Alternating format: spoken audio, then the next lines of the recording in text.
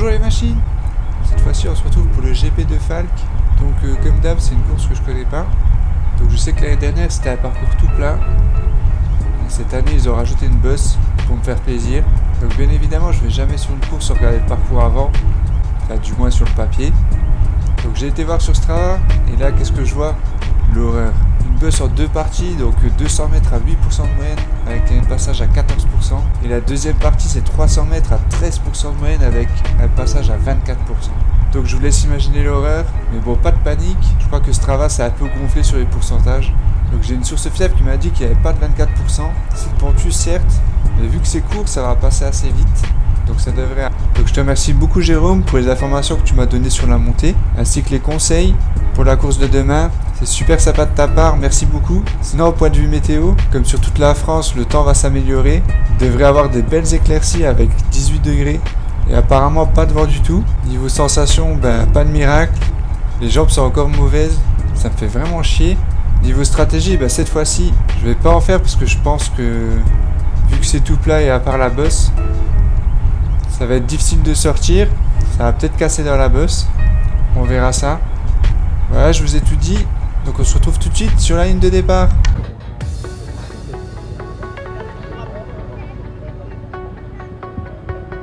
« 5, 4, 3, 2, 1, partez !»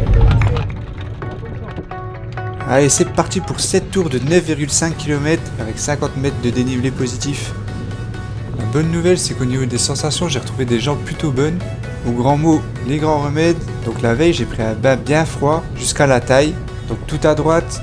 Donc quand je dis tout à droite, je parle pas de braquet, je parle du robinet. Donc eau froide au taquet, elle sera à 15 degrés chez moi. Donc je peux vous dire que c'est bien froid, d'autant plus que je suis resté 10 minutes, mais ça m'a fait beaucoup de bien.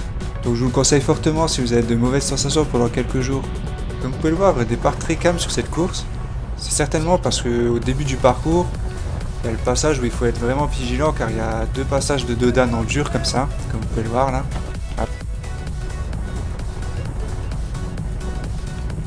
Ah bah, il suffisait que je dise ça pour qu'il y ait la première attaque de la course.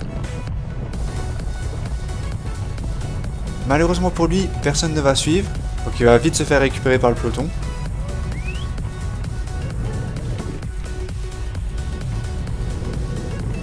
Ah ça y est, je crois que ça va commencer à bouger.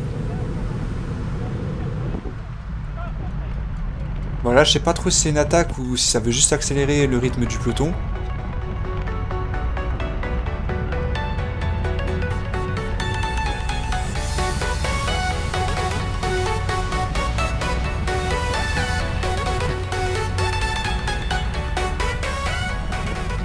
Finalement il y a quand même deux coureurs qui arrivent à sortir du peloton. Donc qu'est-ce que vous feriez? Vous essayez de les rejoindre, vous restez dans le peloton ou vous roulez en tête du peloton?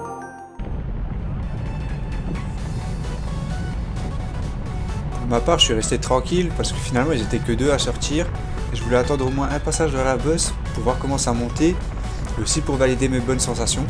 Je reste persuadé que si il doit se passer quelque chose sur cette course, ce sera forcément dans la bosse. Si vous avez répondu que vous essayez de les rejoindre, ben, malheureusement vous aurez perdu un peu d'énergie pour rien, car on va les reprendre très vite.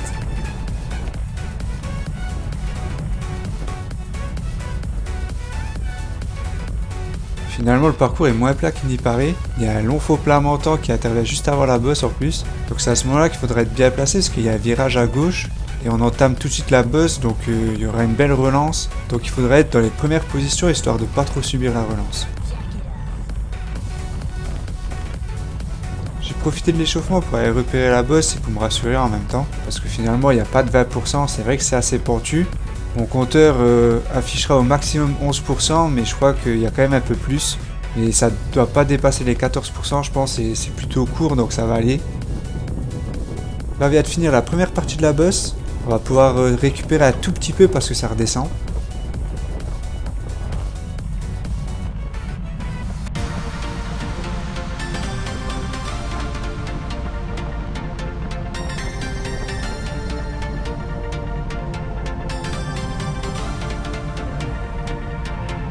Allez, c'est parti pour la deuxième partie de la bosse.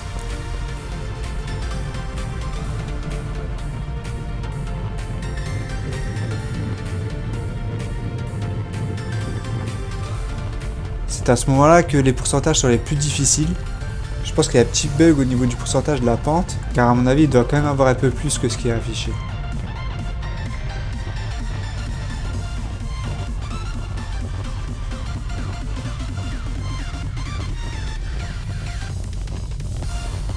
Voilà, la pente est enfin terminée, donc il faut faire attention parce qu'on tourne à droite et à l'intérieur du virage il y a des cailloux. Comme vous pouvez le voir, ma roue avant se dérobe un petit peu. J'étais à 2 doigts du drame. Enfin du drame, j'ai failli tomber quoi. Je pense pas que je me serais fait très mal, mais bon, c'est jamais agréable de tomber. Donc heureusement pour moi, j'ai réussi à récupérer mon vélo. Avec place à la récup dans cette descente, ou pas. Mais ça je vous en parlerai un peu plus tard dans la vidéo. Fin du premier tour. Donc on l'a bouclé en 15 minutes 19 secondes sur 37,7 de moyenne. Ça sera le tour le moins rapide de la course car le départ était vraiment cool, donc forcément ça se répercute sur la moyenne. Car le tour le plus rapide de cette course on le fera en 14 minutes 21 sur 40,3 km/h de moyenne. Donc ça fait une sacrée diff quand même. Sur ce premier tour, ce que j'ai constaté, c'est qu'il y avait quelques comportements dangereux comme d'habitude, donc des gens qui changent de ligne. D'ailleurs à cause de ça j'ai failli faire tomber un gars, heureusement tout s'est bien passé. Sinon ça va être très difficile de sortir. A mon avis il y a un petit coup à jouer car dans la bosse le peloton s'étire beaucoup vu que la route est étroite. Et à la sortie de la bosse je pense que dans la descente et le plat qui suit, il y a peut-être moyen de faire quelque chose, d'étirer bien le peloton et éventuellement de créer une grosse cassure. C'est l'option que je garde en tête plutôt que d'essayer de partir en échappée. Et donc essayer d'être toujours bien placé au pied de la bosse ainsi qu'en haut bien évidemment. Et on va voir comment ça se passe. D'ailleurs c'est sur ce deuxième tour que je vais mettre en application ma stratégie. J'ai l'impression que le coureur devant moi a eu la même idée que moi. Donc je vais prendre un relais appuyé pour jauger un peu les coureurs qu'il y a dans le peloton, voir s'ils sont chauds pour faire tout péter ou pas. En essayant de ne pas y laisser trop de force pour l'instant. C'était vraiment juste pour faire un petit test.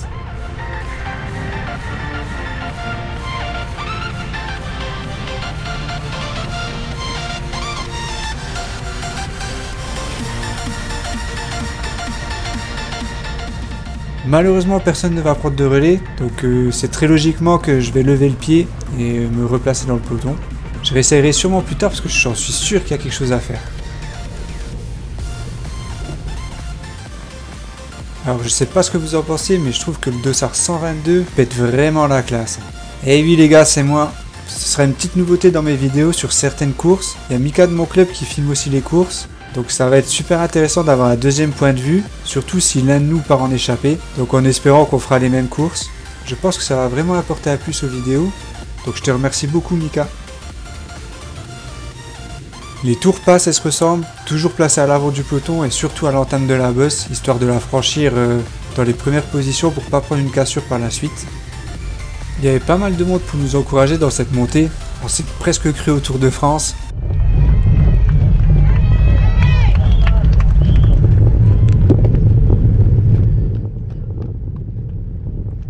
Ah, c'était vraiment génial, ça fait super plaisir et ça motive, ça donne encore plus envie de serrer les dents.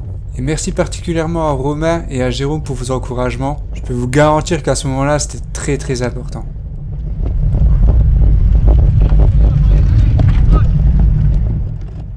Vas-y Raphaël, allez accroche. Ça motive vraiment beaucoup. Sur cette vue-là, vous pouvez un peu vous apercevoir des petites cassures qu'il y a en sortant de la bosse. Donc je vais essayer d'en profiter.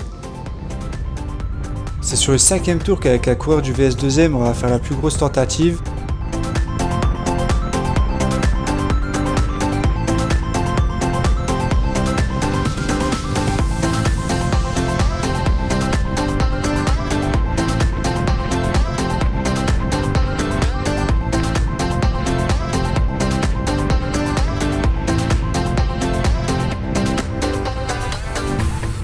Malheureusement ça échoue encore une fois parce que personne nous relaie.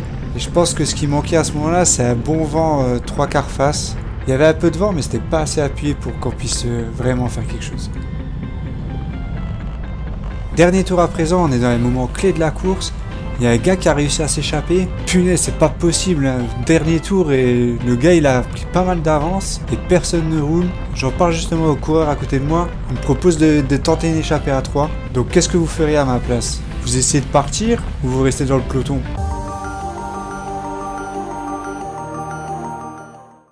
Donc je décide de partir avec eux, mais malheureusement le peloton nous colle direct, donc impossible de partir. D'ailleurs, je le signifie à celui qui est devant. C'est pour ça qu'au moment où il me demande de passer à relais, je le passe pas tout simplement parce que il est en train de rouler en tête de peloton. Donc ça sert à rien de dépenser des forces pour rien. Surtout qu'il y a la bosse qui arrive dans quelques temps. Moi, cette petite attaque n'aura pas servi à rien car elle aura un peu réveillé le peloton.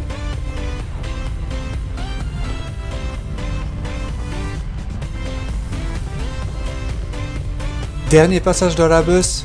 Et là, je commence à avoir un petit peu de mal. C'est dommage que les 6 fois où on est passé, j'étais toujours dans les 4-5 premiers à passer la bosse. Allez, allez, là, il faut que je m'arrache parce que je vois que juste devant moi, il y a une petite cassure et j'en suis sûr que la gagne, elle va jouer dans ce groupe. J'ai l'impression que je suis en train de payer la petite attaque juste avant la bosse. Aïe, aïe, aïe, j'espère que j'ai pas fait une erreur stratégique.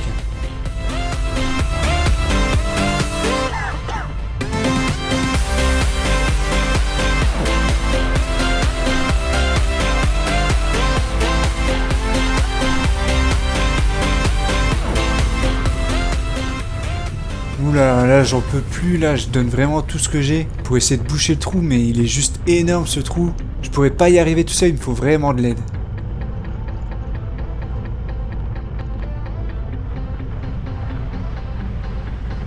Ouf, un relais. Là une course-poursuite s'engage puisqu'il reste seulement 3 km avant l'arrivée. Il va falloir vraiment être costaud pour reboucher ce trou.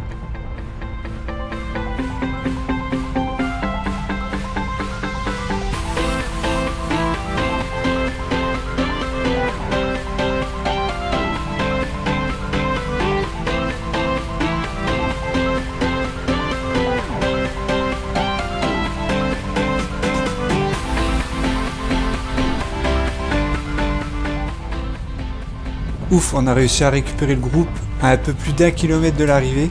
Par contre, il y a quand même 2 fuyards à l'avant qui sont extirpés de ce groupe. Ça va être dur de récupérer car il reste très peu de temps avant le sprint final.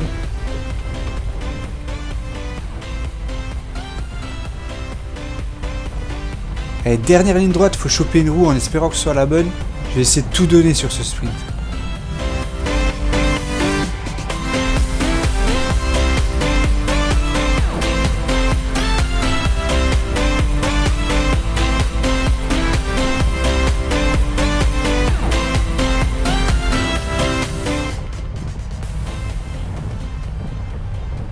Voilà, je me retrouve 5 contre 5 avec mon équipier. Puis ça tremble. Voilà, je crois qu'on était vraiment pas loin de la chute. À ce moment-là, qu'est-ce que vous faites? Vous vous battez quand même jusqu'au bout? Ou vous levez pied parce que là, c'est certain, la course est perdue. Et oui, pour moi, la course était perdue. Donc ça sert à rien de se battre pour une 10e, 15e ou 20e place. J'ai pas pris de risque. Et je pense que quand vous allez voir ces images, vous allez regretter d'avoir répondu, que vous allez continuer jusqu'au bout. Car mon équipier avec qui on s'est gêné a été pris dans cette chute. Une chute vraiment impressionnante. Et ça fait encore plus flipper quand c'est des personnes que vous connaissez. En l'occurrence, David de mon équipe et Thomas, un ancien collègue du VS2M, qui lui a pas mal morflé quand même. Ça reste des blessures superficielles, mais il est quand même bien amoché, avec une belle pizza et un gros hématome à la hanche. Donc petite dédicace à toi Thomas, j'espère que tu vas te remettre très vite et qu'on se reverra sur une course. Je souhaite aussi un bon rétablissement à tous ceux qui ont malheureusement été pris dans cette chute. Et si vous regardez cette vidéo, n'hésitez pas à mettre un commentaire pour me donner des nouvelles.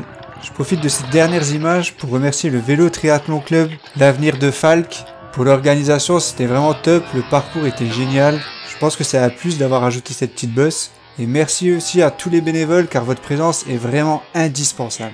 Bravo aux vainqueurs ainsi qu'à Pascal de mon équipe qui fait une belle 3e place. À la fin de cette course, j'aurai 67,49 km avec 582 mètres de dénivelé. On a mis 1h44 minutes et 36 secondes pour faire cette course, soit 38,7 de moyenne.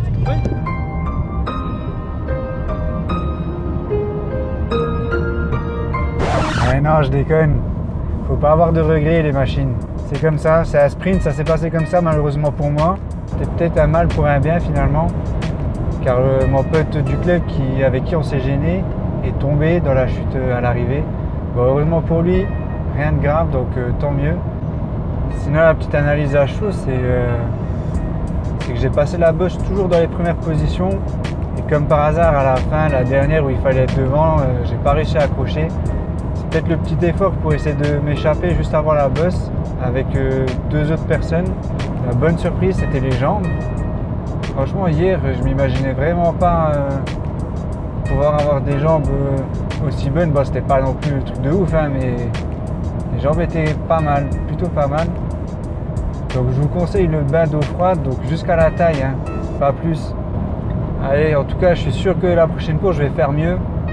Ça va pas être difficile vu que je suis arrivé dans les derniers, étant donné que j'ai lâché l'effort. On va se retrouver très vite pour une nouvelle vidéo. N'oubliez pas de commenter et me raconter vos courses du week-end. C'est toujours sympa à lire. N'oubliez pas aussi à like, ça fait toujours plaisir. Et on se retrouve très vite pour une nouvelle course. A plus, ciao!